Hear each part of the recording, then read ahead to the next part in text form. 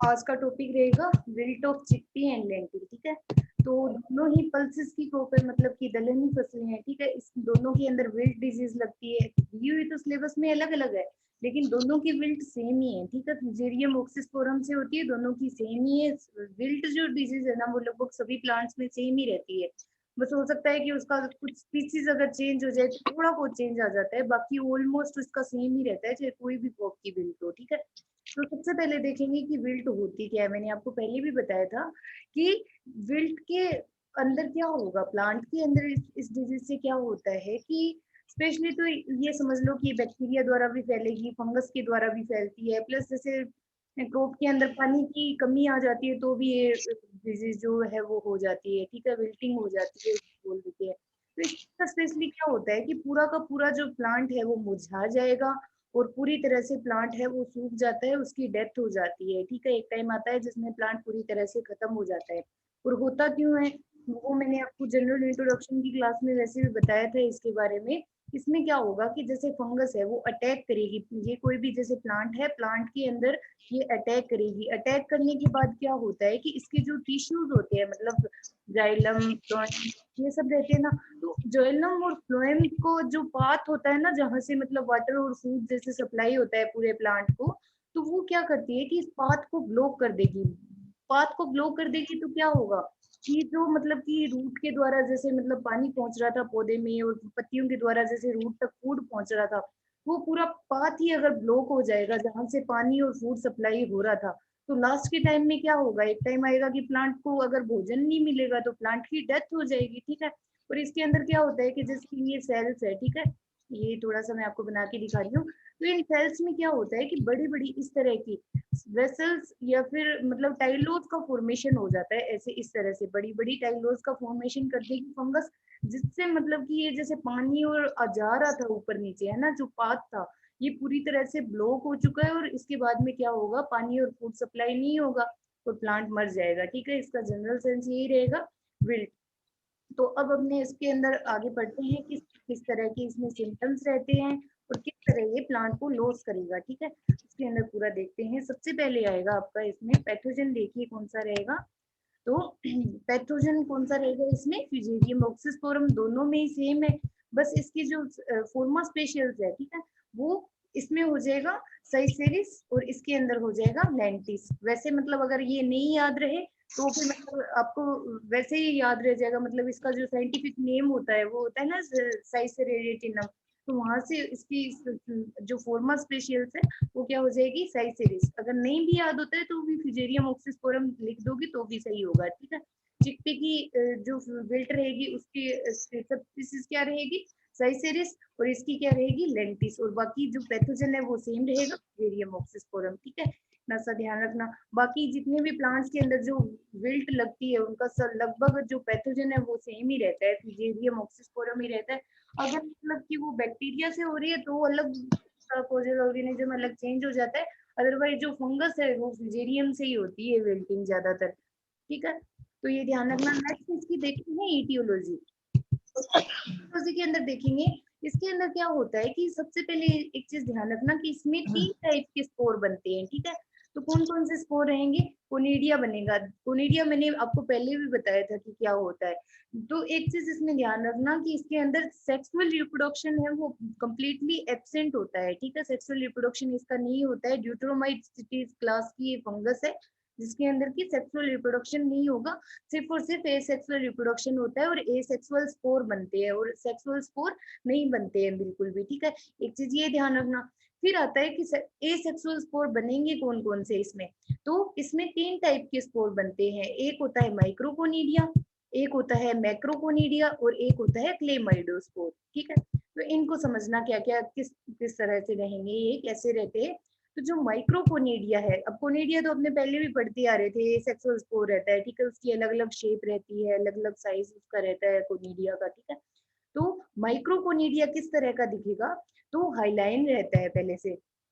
एक वर्ड देखिए हाईलाइन, आपको बार बार देखने को मिलेगा पैथोलॉजी में ये वर्ड हाईलाइन। हो सकता है ऐसे दिया रहे कि हाईलाइन माइसीलियम, हाईलाइन कोनेडिया, तो ये कलर की बात हो रही है, मतलब कि जो कोनिडिया का कलर है ना, हाईलाइन मतलब होता है कि बिल्कुल ट्रांसपेरेंट या फिर बिल्कुल व्हाइट कलर, उसका कोई जिसका कोई कलर नहीं होता, कलरलेस है ना, उसको बोलते हैं हाईलाइन। ठीक है, हाईलाइन टू लाइट ब्राउन। ठीक है, लाइट ब्राउन कलर का भी हो सकता है या फिर हेलाइन रहेगा। ठीक है, मतलब कि बिल्कुल कलरलेस रहेगा, और हो सकता है लाइट ब्राउन भी हो। ठीक है, सेप्टेट होगा, उसके अंदर सेप्टा प्रेजेंट होंगे, और branched hyphae, profusely branched hyphae मतलब कि उसमें बहुत सारी जो हाइफी जो रहती है उसकी बहुत सारी ब्रांचेस बनी हुई होती है, इस तरह से ब्रांचेस रहती है उसकी बहुत सारी। ठीक है, जिसके ऊपर की ये बनेगा, इस तरह से उसकी ब्रांचेस होंगी अलग अलग, जैसे यहाँ से इस तरह से निकल गई ऐसे, तो इस तरह से ब्रांच जो होती है, ब्रांचेस प्रेजेंट होगी उसमें। ठीक है, ओवल टू सिलेंड्रिकल, इसका जो साइज होता है वो ओवल होता है, सिलेंड्रिकल होता है। ठीक है,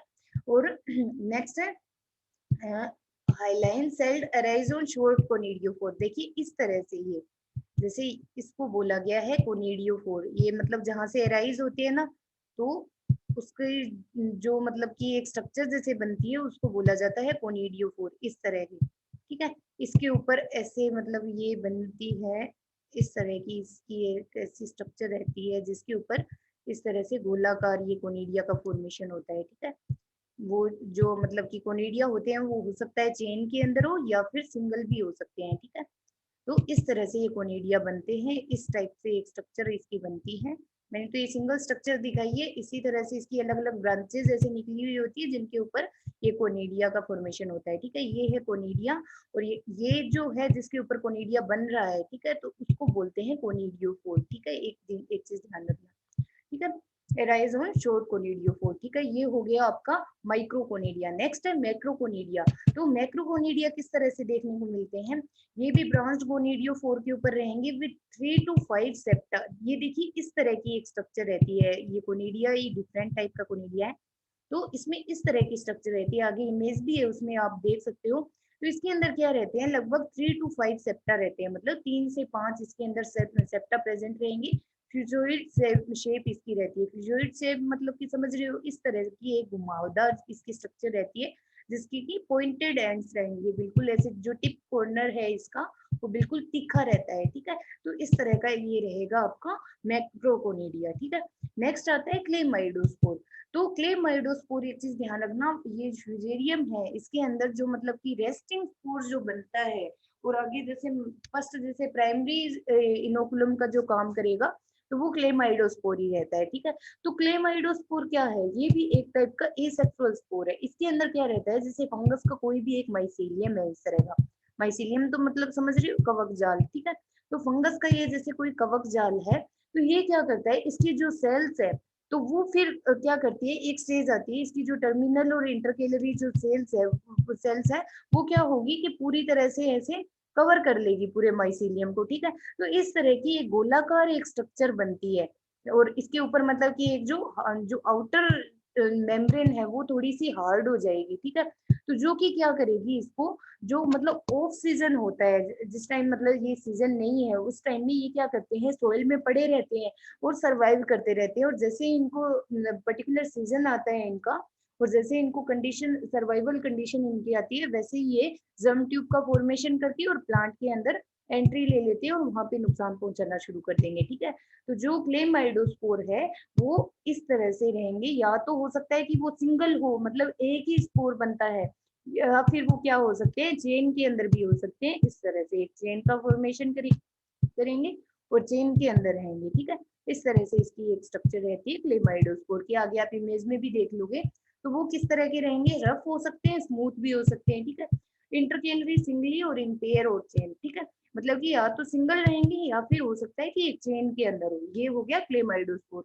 और इसमें से एक क्वेश्चन पूछा जाता है कि जो फ्यूजेरियम है उसका रेस्टिंग स्पोर कौन सा है, तो क्लेमाइडोस्पोर इसका रेस्टिंग स्पोर है, जो कि सोयल के अंदर बहुत टाइम तक पड़ा रहता है, और जैसे ही इसको पर्टिकुलर होस्ट मिलता है वैसे ही ये होस्ट के अंदर एंट्री लेती है और उसके अंदर डिजीज फैलाना शुरू कर देता है। ठीक है, ये हो गई इसकी एटियोलॉजी। नेक्स्ट देखते हैं इसके पैथोजन की, अगर बायोलॉजी देखें तो क्या है, इसका जो डिवीजन है वो एस्कोमाइकोटा है। नेक्स्ट है एस्कोमाइकोटा की है ना, उसी की एक सब क्लास है ड्यूट्रोमाइसिटीज, तो उसकी ये फंगस है। ठीक है, और हाइपोसिरेल्स इसकी मतलब कि ऑर्डर रहेगा, फैमिली रहेगी नेक्टेरियसी, और जीनस है फ्यूजेरियम, और स्पीसीज इसकी क्या रहेगी, फ्यूजेरियम ऑक्सीस्पोरम, ठीक है। ये क्या है, सोइल इनहिबिटेंट है, सोइल के अंदर प्रेजेंट रहते हैं और सेप्रोफाइट की तरह मतलब कि मृतोपजीवी के मतलब कि मृतोपजीवी की तरह भी सरवाइव करते रहते हैं, मतलब कि जो मतलब डेड ऑर्गेनिक मैटर होता है उसके ऊपर भी ये सरवाइव करते रहते हैं, एक तरह की सेप्रोफाइट है, ठीक है। Previously plant endophytes can colonise root, और रूट के अंदर भी मतलब कि कॉलोनी बना के और वहां पे भी नुकसान पहुंचाते हैं, ठीक है। ये चीज ध्यान रखना। नेक्स्ट देखते हैं इसके सिम्टम्स। तो मेनली इसके जो सिम्टम होते हैं वो प्लांट की दो स्टेजेस जो आती है उसके अंदर ज्यादा देखने को मिलते हैं। फर्स्ट है सीडलिंग स्टेज, नेक्स्ट आती है फ्लोरिंग और एडल्ट स्टेज, ठीक है। फ्लोरिंग होगी उसके बाद में एडल्ट होता है प्लांट, तो फ्लोरिंग या फिर एडल्ट स्टेज में इसके जो सिम्टम है वो ज्यादा देखने को मिलते हैं, या तो सीडलिंग में या फिर फ्लोरिंग स्टेज में, ठीक है। इसके अंदर क्या होगा कि जो सीडलिंग है उसकी पूरी तरह से डेथ हो जाती है, प्लांट है वो मर जाता है, ठीक है। और डेथ होगी किस तरह, पैचेस में डेथ होती है। पैचेस का मैंने आपको पहले भी एक क्लास के अंदर समझाया था कि जैसे ये पूरा फील्ड है, तो फील्ड के अंदर जैसे मतलब चार पांच प्लांट एक जगह से खराब हो गए, ठीक है। इस तरह से जैसे ये चार पांच प्लांट है ये यहाँ से खराब हो गए, चार पांच प्लांट यहाँ से खराब हो गए, मतलब एक इनका मतलब कि ग्रुप जो है वो मतलब कहीं कहीं से 8 10 प्लांट मतलब खराब हो जाते हैं ग्रुप के अंदर, ठीक है। तो इस तरह से इसमें आपको देखने को मिलेगा, जैसे ये पूरा फील्ड है तो आधे प्लांट जैसे यहाँ से खराब हो गए, यहाँ से खराब हो गए, तो इनको क्या बोला जाता है, जो फील्ड जो डिजीज है वो पैचेस में दिखेगी, एक पूरा मतलब पैचेस सा दिखेगा, ऐसे ऐसे जगह जगह जगह जगह थोड़े थोड़े प्लांट जो है वो मर जाते हैं, ठीक है। नेक्स्ट है सीडलिंग कोलैप्स, जो मतलब सीडलिंग है वो पूरी तरह से सिकुड़ जाती है, उनके अंदर जो मतलब पानी की कमी आ जाती है, ठीक है। और जो मतलब कि ग्राउंड है तो ग्राउंड के ऊपर ये मर के और जमीन पे गिर जाती है, ठीक है। और हो सकता है कि उनका जो कलर है वो डल ग्रीन भी हो जाता है एकदम, मतलब जो ग्रीन कलर होता है प्लांट का वो लॉस हो जाता है, ठीक है। वेल नेक्स्ट देखिए इसका नेक्स्ट सिम्टम ये इंपॉर्टेंट है कि विल्टिंग की पहचान अपने को कैसे होती है। एडल्ट जैसे प्लांट रहता है तो एडल्ट प्लांट जैसे रहता है उसको अगर उखाड़ के और उसका जो मतलब कि जो रूट पोर्शन है, ठीक है, जैसे ये जड़ है, ठीक है, तो इन जड़ों को अगर इस तरह से मतलब दोनों जड़ को यहाँ से पकड़ के ऐसे इस तरह से, ठीक है, अगर इनको इस तरह से मतलब कि पूरी तरह से अगर उसको ऐसा भी बोल सकते हो आप कि खोल के और इस तरह से देखा जाए, मतलब जड़ को अगर आप स्प्लिट करोगे, ठीक है, तो क्या होगा उसके अंदर जो पूरे टिश्यूज रहते हैं जड़ के, ठीक है, वो पूरी तरह से ब्राउन कलर के हो जाते हैं, डार्क कलर के हो जाते हैं, ब्राउन या फिर ब्लैकनिंग हो जाएगी, पूरे टिश्यूज हैं वो पूरी तरह से मर जाते हैं, ठीक है। तो ये भी इसका मेन सिम्टम रहता है विल्टिंग की पहचान करने का, ठीक है, ये भी देख लेना। नेक्स्ट देखिए टिपिकल सिम्टम ऑफ विल्टिंग क्या होता है इसका, ड्रूपिंग ऑफ पीटियोल रेटिस, ये तो बता ही दिया आपको कि प्लांट है वो उसकी ड्रूपिंग हो जाएगी, मतलब कि जो पत्तियां हैं वो सूख जाती है, नीचे गिर जाएगी, प्लांट है वो भी पूरा मुरझा जाएगा, नीचे गिर जाएगा, ठीक है। और पूरी की पूरी जो लीव्स है वो येलो कलर के अंदर कन्वर्ट हो जाती है और लेटर स्टेज में ब्राउन कलर में हो जाएगी, ठीक है। समटाइम पार्शियल विल्टिंग भी आपको देखने को मिलेगी, मतलब कहीं कहीं से विल्टिंग हो जाती है प्लांट की, ठीक है। तो ये इसके रहेंगे मेनली सिम्टम्स। अब इसको इमेज से भी समझते हैं अपने, तो देखिएगा, हाँ जी। तो यहाँ पे आप देख सकते हो कॉमन विल्टिंग सिम्टम, ये देखिए इस इमेज से भी आपको समझ में आ रहा होगा कि इस तरह से जो प्लांट है वो पूरी तरह से मुरझा जाता है, अगर आप उसको उखाड़ के देखते हो प्लांट को तो इस तरह से नजर आता है, ठीक है। इसमें देखिए फ्लेसिडिटी ऑफ लीव्स, लीव्स है वो सिकुड़ जाएगी पूरी तरह से, जो रूट है प्लांट का उसके अंदर भी पानी की कमी आ जाएगी, ठीक है। डिस्कलरेशन हो जाएगा, फ्लोरोसिस हो जाएगा, येलो कलर के अंदर कन्वर्ट हो जाती है जो लीव्स है वो, ठीक है। Desiccation and drooping of the leaves, leaves है वो मुरझा के और नीचे गिर जाएगी, ठीक है, ड्रूपिंग ऑफ हो जाएगी। जो सिम्टम है वो एक प्लांट से दूसरे प्लांट के ऊपर एक्सटेंड होते जाएंगे, मतलब फैलते जाते हैं, ठीक है। तो प्लांट की विल्टिंग हो जाएगी, कोलैप्स हो जाता है, बिल्कुल सिकुड़ जाता है, मुरझा जाता है प्लांट, ठीक है। और एक टाइम आता है कि उसकी पूरी तरह से डेथ हो जाती है, ये इसके रहेंगे मेनली सिम्टम्स। अब आगे एक और इमेज से भी आप देख सकते हो, देखिए ये लेंटिल की फील्ड का व्यू लिया गया है, जैसा इसमें आपको दिख रहा है कहीं कहीं से जो प्लांट है वो पूरी तरह से खत्म हो चुके हैं, यहाँ पे आप देख सकते हो। तो इस तरह से जो विल्टिंग है वो नुकसान पहुंचाती है। ये देखिए एक चिकपी का मतलब कि जो चना है उसका व्यू लिया गया है, तो ये देखिए पूरा का पूरा जो प्लांट है तो वो पूरी तरह से खत्म हो चुका है यहाँ पे। तो इस तरह से ये विल्टिंग आती है खेत के अंदर, ठीक है। नेक्स्ट देखिए अभी कि अगर आप स्टेम पोर्शन को स्प्लिट करोगे मतलब उसको लॉन्गिट्यूडनली ऐसे काट के देखोगे, ठीक है, तो वहां पे आपको क्या दिखेगा कि ब्राउन कलर की, इसमें आप देख सकते हो कि अगर उसमें जड़ को जैसे स्प्लिट किया गया है तो उसके अंदर क्या देख रहे हो आप कि जो टिश्यूज है वो पूरी तरह से ब्राउन कलर के हो चुके हैं, भी मतलब ब्लैक और ब्राउन कलर की लाइनिंग देखने को मिलेगी वहां पे आपको, ठीक है, ब्लैकनिंग हो जाएगी टिश्यू की। अब ये देखिए दो इमेज आपको दिखाई गई है, ये तो सीडलिंग स्टेज की दिखाई गई है कि सीडलिंग में किस तरह से हो जाएगा प्लांट, ठीक है, और ये एडल्ट स्टेज में मतलब उस एडल्ट हो जाता है प्लांट तो उसका उसके जड़ को ऐसे मतलब कि चीर के और दिखाया गया है व्यू, ठीक है। नेक्स्ट देखिए इसका डिजीज साइकिल किस तरह से रहेगा, ठीक है, तो ये एक टाइप की क्या है, सीड और सोइल बोर्न डिजीज है, ठीक है। सीड और सोइल बोर्न डिजीज है, सोइल बोर्न का मतलब तो समझ रहे होगे कि इसमें आपको मैंने पहले भी बताया था कि क्लेमाइडोस्पोर बन रहे थे, ठीक है, तो वो क्लेमाइडोस्पोर जो है वो सोइल के अंदर पड़े रहते हैं बहुत ही लंबे समय तक, ठीक है। और सीड बोर्न डिजीज मतलब कैसे, अगर मतलब की डिजीज आ चुकी है फील्ड के अंदर, ठीक है, तो जो मतलब की सीड है उसके अंदर भी हो सकता है कि जो स्पोर है वो सरवाइव करते रहते हैं, और फिर नेक्स्ट सीजन जैसे आता है उसके अंदर आप सेम सीड को अगर यूज करोगे तो क्या होता है कि आगे से आगे डिजीज जो है वो न्यू प्लांट में भी फैल जाएगी, ठीक है। इसका जो प्राइमरी इन्फेक्शन है वो किसके थ्रू रहेगा, क्लेमाइडोस्पोर के थ्रू रहेगा, आपको पहले भी बताया था। वो क्लेमाइडोस्पोर क्या रहेगा, एक टाइप का रेस्टिंग स्पोर है जो कि सोइल के अंदर पड़ा रहता है, ठीक है, बहुत लंबे समय तक पड़ा रहेगा। नेक्स्ट सीजन तक जैसे मतलब न्यू क्रॉप का सीजन आता है वैसे ही वो उस क्रॉप को नुकसान पहुंचाना शुरू कर देता है, ठीक है। और सेकेंडरी स्प्रेड इसका किसके थ्रू होगा, या तो कोनिडिया के थ्रू होगा, ठीक है, मतलब कि कोनिडिया के थ्रू होगा, लेकिन वो कोनिडिया ट्रांसफर कैसे हो गई है एक प्लांट से दूसरे प्लांट पे, ठीक है, तो वो इरिगेशन वाटर के साथ, ठीक है, या फिर कल्चरल ऑपरेशन अपने करते हैं, मतलब कि फील्ड में मतलब कोई कल्चरल ऑपरेशन अगर कर रहे हैं, वीडिंग होइंग वगैरह कर रहे हैं, तो इम्प्लीमेंट के साथ भी चिपक के और दूसरे जगह पे पहुंच जाते हैं, ठीक है, तो इस तरह से नुकसान पहुंचाते हैं। और हो सकता है कि कुछ एक वीड होस्ट रहते हैं, मतलब वीड प्लांट अगर फील्ड के अंदर प्रेजेंट है तो उसके ऊपर भी जो कोनिडिया है वो सरवाइव कर सकते हैं, और उनको जैसे क्रॉप दूसरी क्रॉप आती है तो उसके ऊपर फैल जाते हैं, ठीक है। तो इस तरह से इसका जो डिजीज साइकिल है वो रहता है। डिजीज साइकिल आप यहाँ से भी आप समझ सकते हो, इधर भी मैं आपको समझा देती हूँ।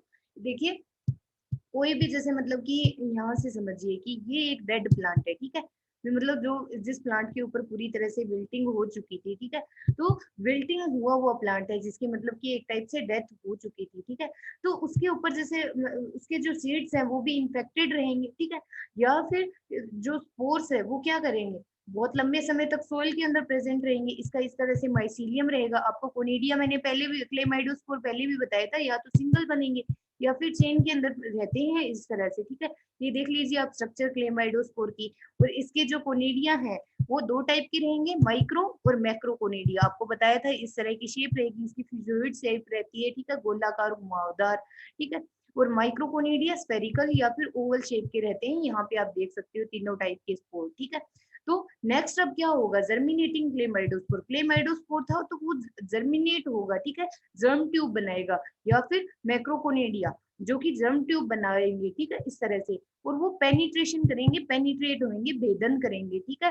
तो वो रूट पोर्शन है, जैसे मतलब सोइल के अंदर प्रेजेंट था तो जो रूट थी, ठीक है, इस तरह से ही दिखाई गई, तो जर्म ट्यूब बना के इस तरह से रूट के अंदर भेदन कर दिया उन्होंने। अब भेदन करने के बाद क्या होगा कि वो आगे से आगे मतलब पूरी तरह से जो उसका पाथ था धीरे धीरे वो और बढ़ते जाएंगे, इसका माइसीलियम है जो पूरा जड़ के अंदर फैलता जाएगा, ठीक है। तो इसका जो फूड और वाटर सप्लाई जो पाथ था उसको पूरी तरह से खत्म कर देते हैं, ठीक है, पूरी तरह से ब्लॉक कर देते हैं। इसके अंदर भी आप समझ सकते हो इस इमेज के अंदर कि root penetration through wounds mycelium enter vessels, ठीक है, उसकी वेसल्स के अंदर पूरी तरह से ये एंटर करके और पूरी तरह से इसका जो रूट के जो टिश्यूज है उनको पूरी तरह से ब्लॉक कर चुके हैं, ठीक है।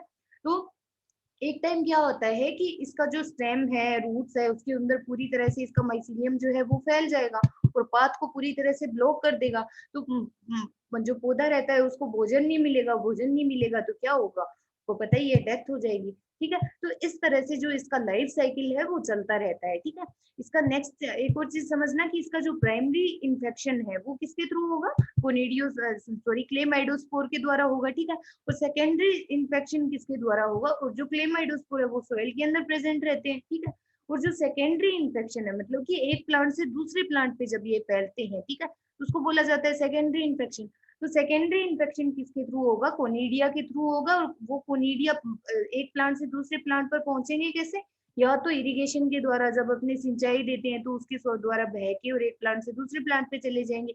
या फिर कैसे जाएंगे कि मतलब कि कोई एग्रीकल्चर जैसे इम्प्लीमेंट्स है, ठीक है, उसके साथ चिपक के एक प्लांट से दूसरे प्लांट पे चले जाते हैं, ठीक है। तो इस तरह से इसका डिजीज साइकिल चलता है।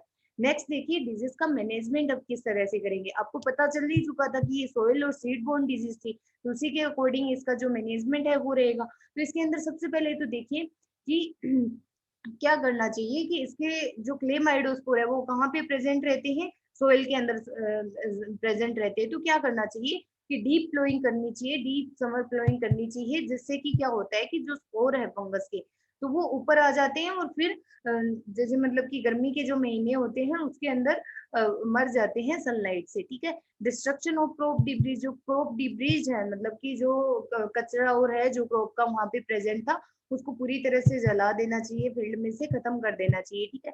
नेक्स्ट है कि ग्रीन मैन्योरिंग करनी चाहिए, वेल रोटन जो मतलब पूरी तरह से सड़ा के और FYM वहां पे डालनी चाहिए, ठीक है। नेक्स्ट है इंटरक्रॉपिंग, आप सोरगम के साथ कर सकते हो। सोरगम के साथ इंटरक्रॉपिंग से क्या फायदा होता है कि जो सोरगम जो प्लांट है, जो मतलब कि ज्वार का जो प्लांट होता है, उसके अंदर आपको पता ही होगा कि HCN रिलीज होता है, हाइड्रोजन साइनाइड रिलीज होता है, ठीक है। तो उससे क्या होता है कि जो फ्यूजेरियम है वो फाइटोटॉक्सिक होता है फ्यूजेरियम के लिए, मतलब कि फ्यूजेरियम को डायरेक्ट वो नुकसान पहुंचाएगा और फ्यूजेरियम अपने आप ही वहां से खत्म हो जाएगी, ठीक है, HCN से। जो कि जो सोरगम है वो अर्ली स्टेज में रिलीज करती है HCN, तो वो क्या करेगा, फ्यूजेरियम को खत्म करने में अपने को सहायता प्रदान करता है, ठीक है। नेक्स्ट देखिए, विल्ट की रेजिस्टेंट वेराइटी यूज करनी चाहिए, जैसे चने की बहुत सारी रेजिस्टेंट वेराइटीज आती है तो उनको आप यूज कर सकते हो, ठीक है। नेक्स्ट आता है केमिकल ट्रीटमेंट, आप ये किससे करोगे? जो सीड है, ठीक है, तो उनका बाविस्टिन 2 ग्राम पर केजी के हिसाब से या फिर कार्बेंडाजिम का यूज करके और आप इनका सीड ट्रीटमेंट करना चाहिए। नेक्स्ट है बायोलॉजिकल सीड ट्रीटमेंट भी अपनी कर सकते हैं कि ट्राइकोडर्मा विरिडी, ठीक है, ये भी एक टाइप की फंगस होती है जो कि दूसरी फंगस को नुकसान पहुंचाती है, ठीक है। तो ट्राइकोडर्मा से आप कर सकते हो 4 ग्राम पर केजी सीड के हिसाब से, या फिर सूडोमोनास फ्लोरेसेंस, ये टाइप का बैक्टीरिया है जो कि इसको नुकसान पहुंचाएगा फिजेरियम को, ठीक है। 10 ग्राम पर केजी सीड लेके और इसको सीड ट्रीटमेंट करना चाहिए। तो इस तरह से ये रहेगा इसका डिजीज का मैनेजमेंट। तो ये आपकी डिजीज खत्म होती है यहाँ पे। Thank you very much.